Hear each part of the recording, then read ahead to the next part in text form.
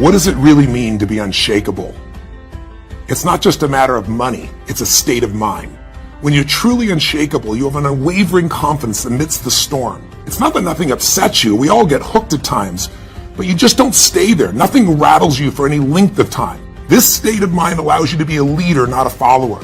To be the chess player, not the chess piece. To be one of the few who do, not the many who talk. Hi, this is Richard Bradley. I'm the editor-in-chief of Worth Magazine, and I'm here with Tony Robbins and Peter Mallouk. We are talking about their new book, Unshakable, Your Financial Freedom Playbook, Creating Peace of Mind in a World of Volatility. Tony and Peter, I wanted to talk about the fact that there's been a continuous battle in the financial services industry between the quote-unquote fiduciary advisors, those who believe you should have to put your client's best interest first, and the brokerage community, those who believe that so long as a product is generally suitable for a client, there's no need for a fiduciary legal standard. So both of you have been proponents of the fiduciary standard, but as I read this chapter, I realized that even the fiduciaries have figured out a way to operate in legal gray areas. So this is one episode where I think the listener is going to get an incredible value because they need to know exactly what their own financial advisor is, regardless of whether or not they like him or her personally. Talk a little bit about, why don't we start with Peter here, because I know you've done a lot of work on this and you write about it in Unshakable.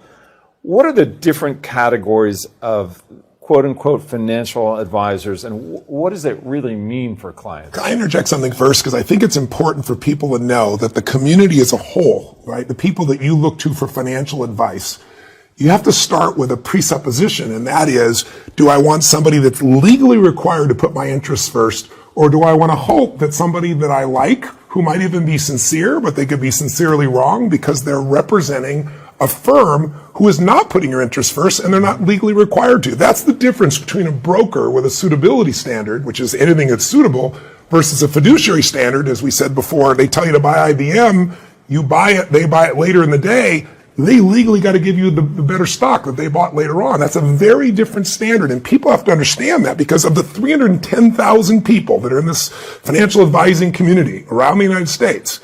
You're talking 90% of them are brokers. They might be called a wealth manager, a wealth advisor, anything of that nature. So really you have to understand only 10% of them are legally required to put you first, to make your interests the number one focus. To me, that seems insane. But even amongst them, there's a differentiation. So let me clarify, and then I'll throw it to Peter, and he'll give you some of the details.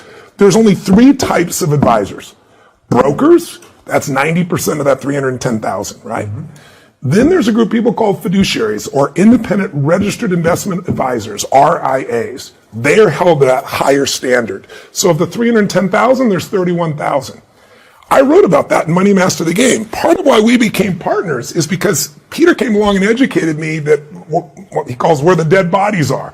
There's this gray area that people are able to go to, that even the fiduciaries are able to go to, where they're what's called duly registered. It means they're registered as a broker and as a registered investment advisor or fiduciary. So this is the crazy thing. They're sitting in front of you wearing a hat that says, I'm an RIA. I'm one of the few who do, that put you first. I'm legally required. I'm not making commissions off of you. I have no conflicts of interest. I'm only giving advice because I really believe it's the best for you, not because I'm getting paid commissions to do that. In the middle of the conversation, they can turn their hat sideways and become a broker. You don't even know they changed hats. They don't have to tell you that. They don't have to tell you that because they're just duly registered. And now what they're doing is they're selling you a product that they make a larger commission on. They're selling you a product that isn't necessarily better for you, it's suitable for you, and they're playing the exact same game. When I found this, I went totally berserk. Now I understand a lot of these RIAs were brokers who wanted to wear the white hat, who wanted to leave an industry that's closed and controlled, where the house always wins, where the house designs what they're going to offer you. And they took this risk. And quite frankly, it's hard to make money when you're just getting a flat fee or a small percentage of the assets. And so they try to figure a way to play both places and still try to have integrity. So I'm not attacking them. But morally, you're either for me 100% or not. Switching hats in the middle to me is insane. Maybe you can relate to share with some of the things they got to look out for, because this is just crazy. It's crazy. This is an extremely complex space, so it's no wonder the average person's confused. First of all, I'd say it's a shame that it happens in the United States, because if you look at other countries, the United Kingdom, Australia, Every advisor has to be a fiduciary. It's the law. It's the law. It's reasonable to assume if you go to the financial advisor, they have to put your best interest first. And we get to the United States and you go, well, the United States just lets everybody do whatever they want. Not true. We say doctors have to act in their patients' best interests. Lawyers have a fiduciary obligation. CPAs do. This is unique to financial advisors in the United States. So why? Because the financial lobby, the brokerage houses, formed a lobby that is very active in keeping the fiduciary standard from prevailing. Why? Because they want to sell their own products. They want to charge more for certain things than other things. They don't want to have to act in the client's best interest. They want to continue to act in the shareholder's best interest, which means you want to extract as much from the client as possible, which you can't be aligned and be doing that. You can make a reasonable profit, but you can't have the fiduciary standard and be as profitable as you are today. So this is why 90% of people are brokers. And like Tony says, most of these are really good people. They're trying to get a job, and brokerage houses will hire you and say, go produce in our model, and then they're successful and it's hard to leave. Now, like Tony said, 10% say, you know what, I'm going to be a fiduciary. I'm going to hold myself to the highest standard under the law. I don't have to in the United States, but I'm going to opt to be a fiduciary. I'm going to be a registered investment advisor or work for one, which means every client I'm with, I have to act in their best interests. So somebody comes along and goes, you know what, I'm going to do both. Well, guess what? You can do that in the United States. You can be. Now, when you ask them, what are you? Are you a fiduciary? Or, they will always, in their pitch meetings, say, I'm a fiduciary. And they're telling the truth. They are a fiduciary. But I have never heard a client tell me, yeah, my former advisor said they're a fiduciary and a broker. And that's just never happened. There's no legal requirement for them to tell you that. No, you can go online if you are familiar with FINRA's website, the SEC's website, and figure it all out yourself. But Tony talked to the 50 of the top financial people in the history of the world and didn't know that, after he came out of his book. And I will tell you, the people I'm in front of that have 100,000 or 100 million, nobody knows this. This is a complicated mess. And it's become further complicated because now brokers have to be fiduciaries in certain instances. And independent advisors, we know some of them are duly registered and they're not fiduciaries. So you have to get down to a very small group that's a fiduciary when it comes to investments all the time. So you basically want to say, are you a registered investment advisor? And are you also affiliated with a broker-dealer? You want them to be a registered investment advisor who is not affiliated with a broker-dealer. From there, it even gets messier. You can still have a fiduciary that has their own products. So I can set up my own RIA, and then I can create my own mutual funds, hedge funds if I want. I can say I'm a fiduciary. I can charge you a fee, and then I go put my funds into your portfolio. And charge you another couple percent. Which is like going to the Honda dealership and paying a fee to ask what car you should buy. Don't be surprised when you get the Honda. So I'm going to be honest. Right now, I'm feeling a little confused, a little demoralized, a little overwhelmed. Yeah. What's the answer? What are the right questions to ask that will kind of not take you down the road of all the possibilities, but tell you what the right solutions are? Well, first of all, just remember, there's only three things. So are they a broker? Are they duly registered, or are they completely independent? That's what you got to look for. But maybe you can give them some of the criteria, things to ask for. At first, I say don't be demoralized. I think one of my favorite things Tony says in all contexts, not just when it comes to this, is don't do the same thing and expect a different outcome, right? You have the financial advisor you deserve. There are plenty of financial advisors out there that are pure fiduciaries, not just creative planning. Yes, we want everybody in America to be a client of creative, but we know that's not the reality. There's plenty of great firms. To be specifically, there's 5,000 out of 310,000. Now you know why it's so hard to get there. So it is hard, but there's 5,000 of them in the United States out of the 310,000 that are not duly registered and that are truly registered investment advisors who are fiduciary only for your benefit. So that's right. And everybody listening to this podcast, just spending this 10 or 15 minutes with us, already knows that all they have to do is ask their financial advisor, are you a registered investment advisor? We want the answer to be yes. Mm-hmm. Are you affiliated with a broker? You want the answer to be no.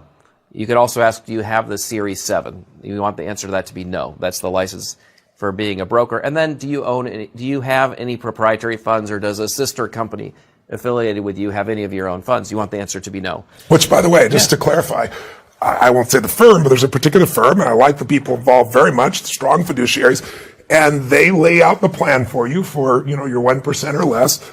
But then they recommend these funds, and these funds are owned by another firm owned by the same person, right? So, and they don't tell you that. And it's just like when I found it out, it's just, you want to strangle them, they're going to charge me 2%. I already paid you to tell me what's the best investment. why would I pay you on top of it another 2% when it's your fund? That's like, it's double dipping once again. And they'll even have a different name, so there's no way you can connect the two. Yeah, without a doubt. Yeah. And so again, the folks, they can easily evaluate their advisor, and like that's the first step. We still want them to have a good investment philosophy, to be used to working with people like you, to manage enough money to have some scale and so on.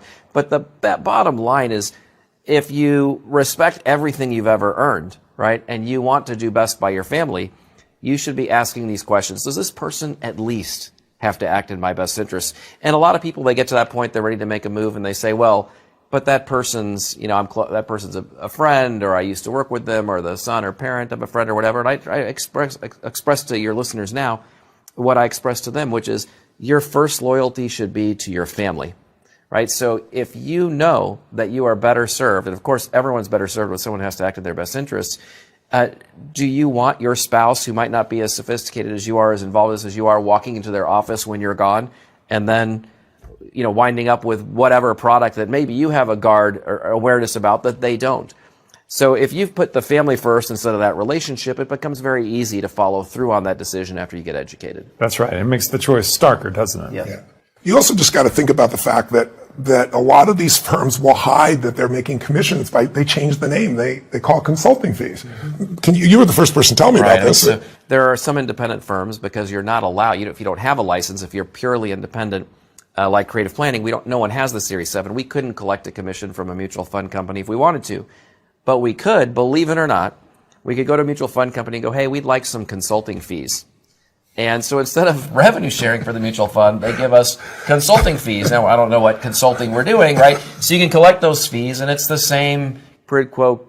It's just a crazy deal. Unfortunately, that layer is very, very difficult to get to. At some point, you just need to feel like, once I've checked all those other boxes, that hopefully my advisor is not engaging in those kinds of practices. Another common industry practice is an independent firm can charge somebody 1% and say, hey, we're now going to go to a portfolio manager that charges just 0.25 or just 0.3.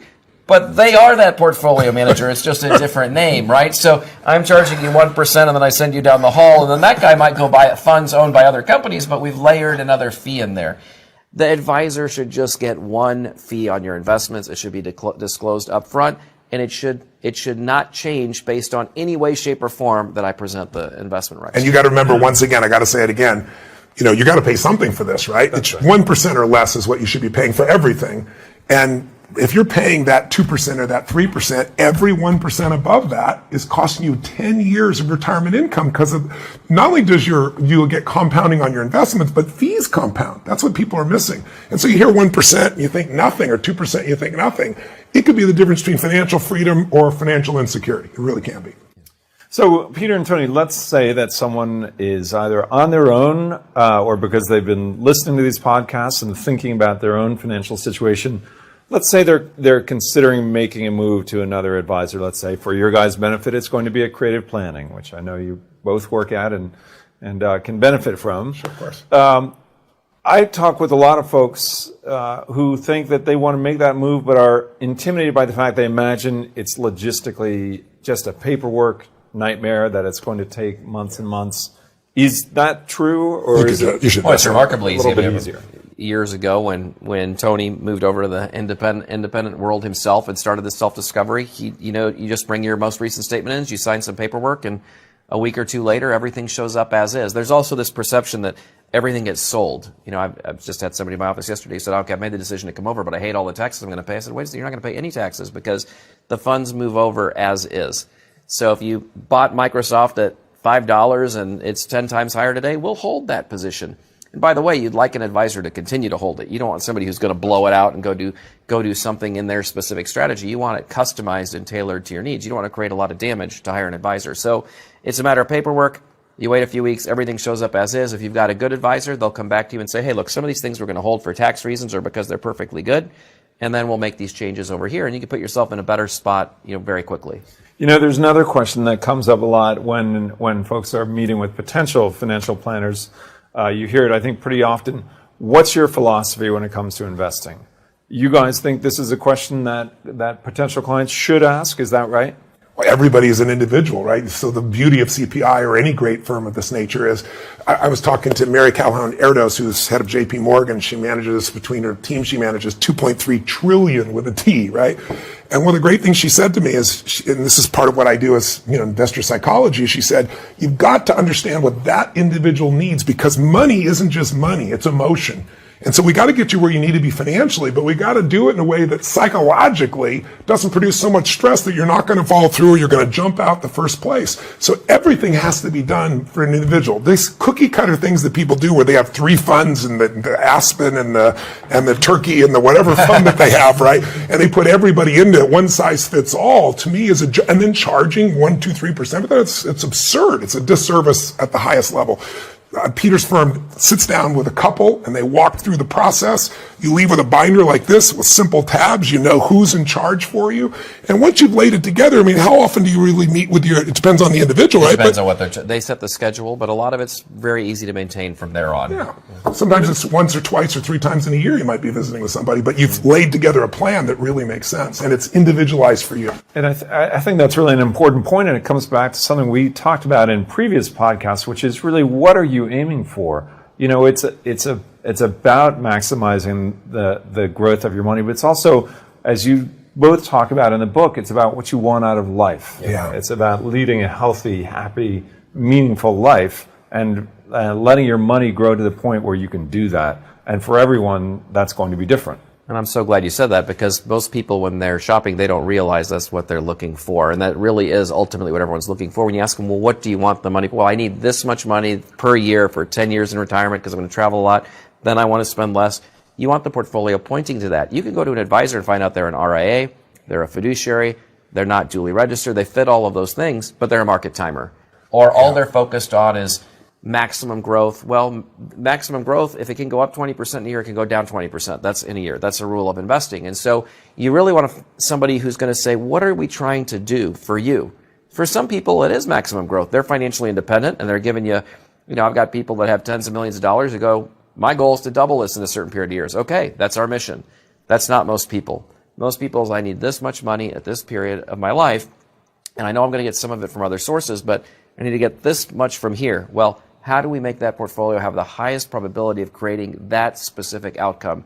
That should be the mission of your advisor. With the least amount of risk. Yeah. Right? So you're not going to the volatility. That's really what this is about. Getting people unshakable is getting them into a place where they have a plan and an advisor that can navigate whatever comes, where they're prepared. They know that there are going to be corrections. There's going to be bear markets, but we're going to make sure that you maximize lowest downside possible, most upside possible, but also do it without paying an arm and a leg and giving away a third or 50% or in some cases 70% of your nest egg to somebody that just has frankly just overcharged you. So this is a great conversation for a client to have, an investor to have with a financial planner, because it's not just about how much money do you want. It's really about what do you want to do with your life, what are you investing for. And I think, frankly, those are things that we're all so busy, we just don't think about enough. And I think that's where sitting down with somebody who's qualified, knows how to dig in and help you uncover what are your needs really today, tomorrow, in the future, what's going to fulfill you. It's not just like the necessity so I can retire. Most people today, a lot of people don't want to retire. Some of the most successful people in the world that are my clients, they're never going to retire. I'm never going to retire. You look at Warren Buffett's, 85 years old right now. Steve Wynn's a dear friend of mine. He's 74. Peter Gerber owns the Golden State Warriors, 74 years old. And they're doing more today than any other time. The goal is to have enough money that you don't have to work. And then ironically, you usually work at something you love, even if it's nonprofit. You do it because it fulfills you, not because you have to. And you walk different, but you'll never get there if you don't know who to trust. You'll never get there if you don't know the hidden fees and the half-truths, if you will, that are part of this industry. So you got to get yourself a fiduciary, somebody that is not selling their own funds or somebody else's and getting a compensation or consulting, somebody who truly puts your needs ahead of everybody else's. But I have to add one more piece. There's a cross that you can think of. If this is a salesman and we're going across to a fiduciary, a lawyer, a doctor, a true financial fiduciary who has to put your needs ahead, you want to not be on this end, on this end. And if we've got an arrow going up and down here is, somebody that's unsophisticated, and up here is somebody who's totally sophisticated, You want to get an RIA who isn't just an RIA and not just somebody who isn't duly registered. You want to get somebody that's sophisticated, that knows what to do, that's been through the bear market successfully. Somebody also, quite frankly, is large enough to be able to have been through the ups and downs and managed it effectively. And so that highly sophisticated, total fiduciary, that's your target. And in the book, we give you a series of checklists of exactly what to ask for everybody, so you don't have to try and memorize this. And you'll be able to uncover it. Because I've had guys look at me straight in the face. A guy I actually personally knew and asked him, he's fiduciary, looked me straight in the face as fiduciary. And then I said to him, do you get commissions? And he says, no commissions. I was like, okay, but he was getting consulting fees. And who would know to ask that question? Yeah, I didn't know to ask that question. Right. That's Peter's gift in helping me in this book as our partnership. And we've done everything we can to educate, and so it's up to the listener or the reader of the book to just demand it. And there's like Tony said, there's thousands of options, but they're hidden among hundreds of thousands of options. But you can find those people with this information and make a good decision. It's literally 5,000 out of 310,000, so it's 1.6% of a marketplace, right, which tells you 98% you want to avoid, but there's that 1.5% roughly that you want to do business with. And that 1.5%, I don't know if it's 90% or less, are overseeing 30 million or less. It's a very scattered, so you really get to a very small group of firms with any scale in that space. And here you have 22 billion to give you an idea and growing. At Creative Planning. Yeah. So we've talked about a number of questions that investors ought to ask a financial planner. There's one more I think that is important, but it sounds technical, but it's still a great question to ask, and that is, where will my money be held? Great question. Can you talk a little bit about why that's important? Well, it's interesting. Bernie Madoff is why that's important. That's a big one. I mean, we're actually here in West Palm, and from here I go to Fort Lauderdale to meet somebody who lost $13 million in the Madoff scandal. He had $13 million there. And people often ask me, well, how did that happen? How would I uncover? And I said, look, this is easy. You don't have to uncover anything. Don't ever give an advisor your money. It's that simple. So people go, but hey, don't you want to manage my money? I say, I do, but we don't take custody of the money, and most advisors don't. So when somebody hires Creative Planning, or most independent advisors, you don't ever write a check to Creative Planning. You write it to a custodian. Custodians that people would have heard of would be like TD Ameritrade, Charles Schwab, Fidelity, Scottrade. So the money's never coming to Creative Planning or the advisor. It's going to the custodian. So we would help a client fill out paperwork, moving it from wherever they are. Let's say it's Merrill Lynch or another brokerage house, over to that custodian. They have their own online access. They have their own independent statements. They don't have to take our word for it on anything. We don't have access to take their money and run off to the Bahamas. It's their money. We just have the authority to place the trades. And so that's the best setup. Now, I think Madoff was an independent advisor, but he took custody. Yeah. So that's the issue, is don't ever let an advisor take it. Some people go, but this person's in my church or religious affiliation, or I know them from the shared living place. Well, actually, the majority of Ponzi schemes, like Bernie Madoff, are what are called affinity scams, which they're people preying on their own. So to me, that's exactly the wrong argument to be making. And some people say, but that's such a good money manager. You don't need a money manager so badly to give somebody custody of your money. Let's eliminate that risk. I mean, we've touched on in this podcast all three of the C's that people are looking for, whether they know it or not. One is no one wants them to steal their money. That's custody. That's that C, right? Don't let anybody have custody of your money. It's that easy. Second, conflict. Well, don't accept it. You don't have to work with an advisor that has a conflict. Don't work with somebody who's a broker or affiliated with a brokerage house who's duly registered or sells their own products. And third is competence. That scale, that chart Tony was talking about. Look for a firm that's a little more sophisticated, somebody who's got experience. You don't go get knee surgery from somebody who does one knee surgery a month. You want the guy who's doing it 3 times a day, every day, right? That knows what he's doing. And so I think if you focus on those 3 C's, you're in much better shape. So and advertising doesn't do that. In the world we're in today, people want content so bad that you can look on Bloomberg and have somebody up there give you advice. I saw some things when Money Master Game came out, and one particular man, I did more than 100 interviews, but one particular man and a buddy of his who are independent advisors, I couldn't believe it. They were attacking Ray Dalio and saying he doesn't know what he's talking about in this book. He's the most successful hedge fund guy in the history of the world. We should all not 26%, know what we're right? talking about like that. But it's sitting there in Bloomberg, and this guy's talking about things, and I find out one of the guys managing $100 million, like your savings account for everybody. That's the total amount he's managing. Another guy was managing, Josh was telling me, I think it was $10 million total. So you do need to make sure it's still somebody that has got the skill set. That's why referral can be so valuable as well. So let's say you're happy with your advisor, or you've gotten a new one. There's another part of the process that also seems really important, but is kind of overlooked. and that's what to look out for when you're looking at your statements, right? Whether they're once a month or whether you're looking online. Peter and Tony, can you talk about the things that will really be helpful to really get the most out of that statement? Well, I mean, one thing is kind of hard to figure out is what you really don't want to see on your statement is the advisor's own funds. And most brokerage houses and even independent advisors, as Tony talked about, they have their own funds, but they have different names. Mm-hmm. And so most statements, you can take that fund name, you can type it into Google, get a ticker symbol, and then you can start to learn about the fees, which we talked about in a recent podcast with you. And you can also start to learn who the parent company is. But I would tell you that if you're getting to that point, you're doing too much investigating. I think it's always a good place to go. But the ideal thing is just to find out, does your firm you're working with have any access to proprietary funds? Because what you don't want is the existence of conflict. It doesn't mean if it's manifested itself now. When it's manifested itself, it's too late. I don't want to go to a doctor who gets paid more if I have a certain type of surgery or a certain medicine in his cabinet that he owns. And if you buy that medicine, he's going to make more money. I want one that has all of them in his cabinet. So it doesn't really matter to me what I'm taking today. I don't want that conflict existing in our relationship. Gentlemen, thank you very much. I've been talking with Tony Robbins and Peter Mallouk, the authors of the new book, Unshakable, Your Financial Freedom Playbook, Creating Peace of Mind in a World of Volatility. This is one in a series of podcasts where we'll be doing some more. Thank you very much for talking today. Great to be with you again. Thank you. Really appreciate it.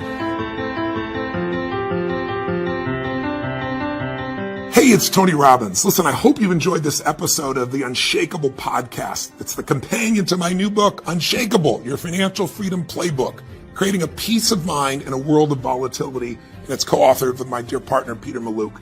Listen, by listening to this series, along with reading the book, you'll be armed with all the essential facts and strategies you need to help transform your financial life. So if any of the ideas here you've heard today have struck a chord with you, and you're interested in getting a second opinion on your own financial plan, or create one if you don't have one, then please go to getasecondopinion.com. That's getasecondopinion.com to have a creative planning advisor take a look at your portfolio, or again, help you to create a plan. It's completely complimentary, completely free, and there's no commitment necessary. I'd also personally love it if you'd leave a review of this podcast on iTunes. I'd love to know what you thought of the program. And also, I'd love to hear any new questions you have, any takeaways you took from the podcast. And if you want to share any success stories about your own journey towards financial freedom, we'd certainly love to hear about it. For more information about my book and some more related articles, videos, and other information that can help you to create that unshakable state and achieve the financial freedom you want, go to unshakable.com and know that 100% of this book's profits are being donated to Feeding America. 45 million people in this country every night don't know where their next meal is going to come from. 17 million are children. And your contribution to this book, 100% of those profits are going to feed them. We'll feed 50 million people with this book, and we'll feed another 50 million, 100 million next year alone, just with the additional bonuses that I'm offering, the additional benefits I'm getting Feeding America as well. So thanks for being my partner. And live strong, live with passion, and we'll hear you and meet you on the next podcast.